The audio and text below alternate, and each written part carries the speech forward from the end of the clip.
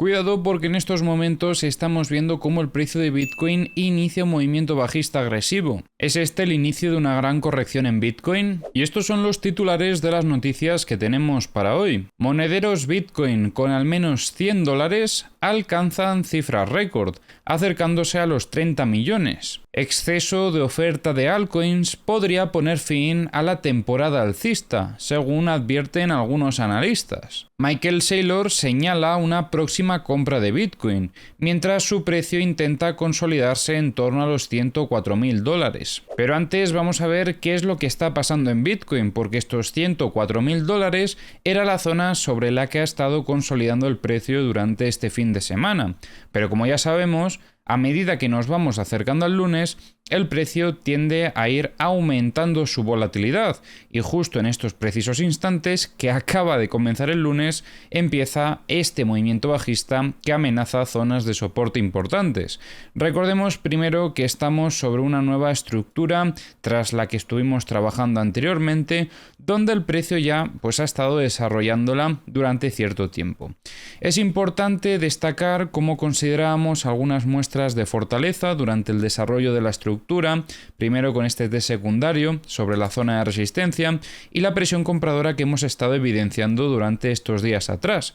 Pero como podéis observar, esto que estamos viendo ahora mismo podría cambiarlo todo en Bitcoin. A pesar de las muestras de fortaleza que hemos estado comentando, vemos como el equilibrio se mantenía en la zona de los $105.000 y en estas últimas horas el precio está amenazando con atacar y romper esta zona de la directriz alcista donde estábamos viendo esa presión compradora, por lo que en caso de ver una ruptura efectiva de este nivel, entenderíamos que puede ser que los vendedores estén intentando conseguir el control sobre el precio y el siguiente objetivo ya sería visitar niveles de soporte más bajos como el VWAP mensual, que estaría en torno a los 100.490 aproximadamente, o incluso la zona del soporte de la estructura en los 99.468. Este rechazo a este nodo son pequeñas señales de debilidad, pero ojo, porque esto no lo cambia todo al 100%.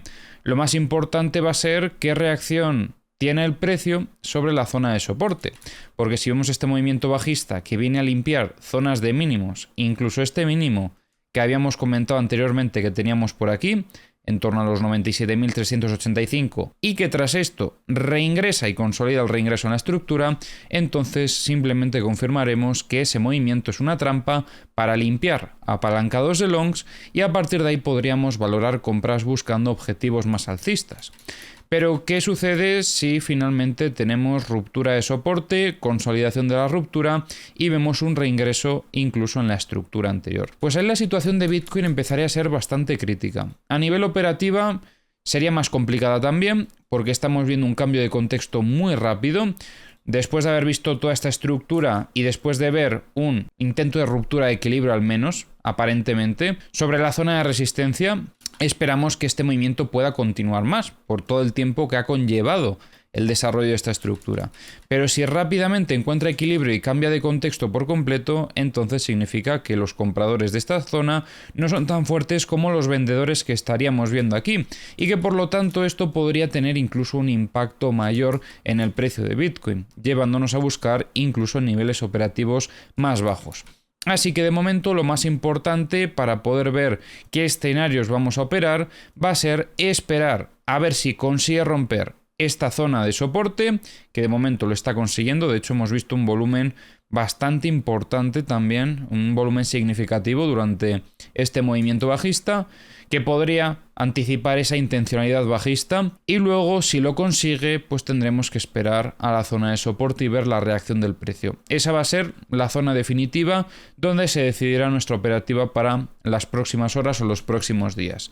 Si finalmente tenemos un rechazo, en cierta manera sería positivo porque esto se suma a todas las muestras de fortaleza que comentábamos antes, pero si solamente tenemos una pequeña limpieza interna y finalmente tenemos ruptura de resistencia, la única oportunidad operativa que vamos a tener para buscar un escenario alcista sería tras el test de consolidación de la ruptura de la resistencia. buscando pues esa continuación alcista.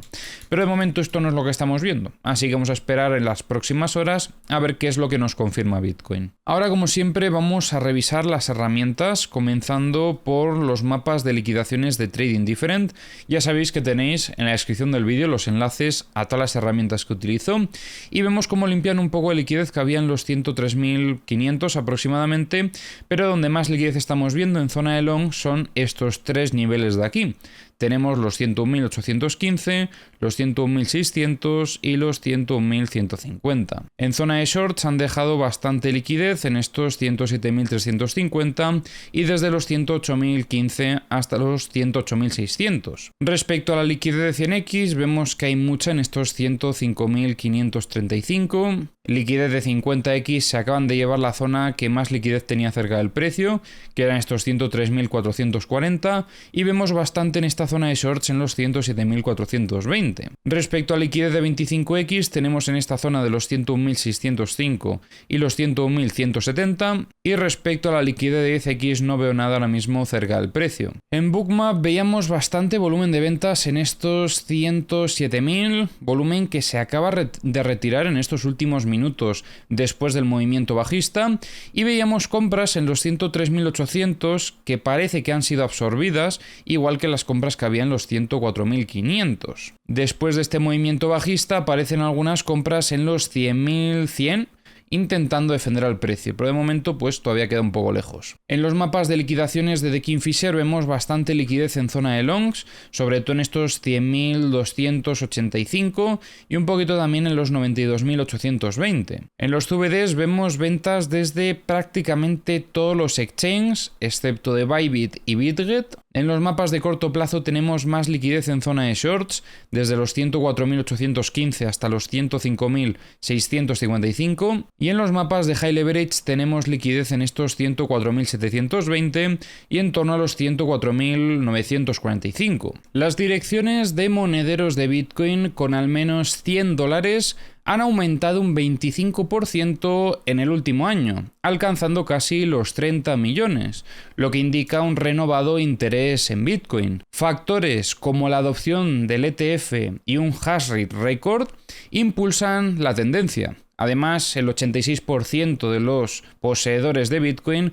están en ganancias, reflejando un mercado bastante optimista. El exceso de oferta de tokens, con más de 36 millones en circulación, podría dificultar futuras temporadas de altcoins, según algunos analistas. La saturación del mercado hace que sea difícil para las altcoins superar a Bitcoin como en ciclos anteriores.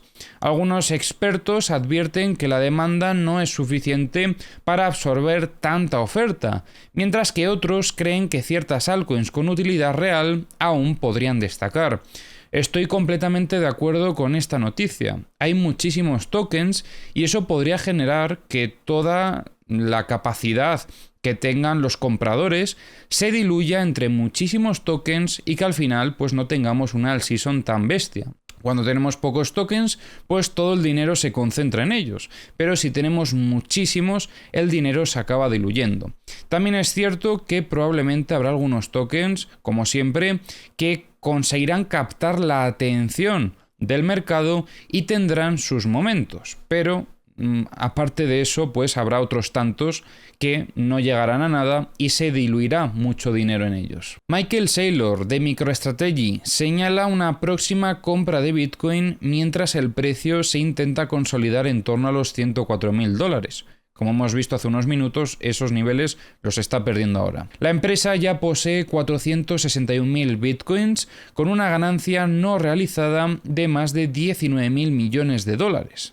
A pesar de la volatilidad reciente, Michael Saylor continúa con su estrategia de acumulación. La reciente orden ejecutiva de Trump sobre activos digitales ha generado bastante especulación en el mercado. Ethereum todavía se mantiene dentro de la misma estructura que en días anteriores.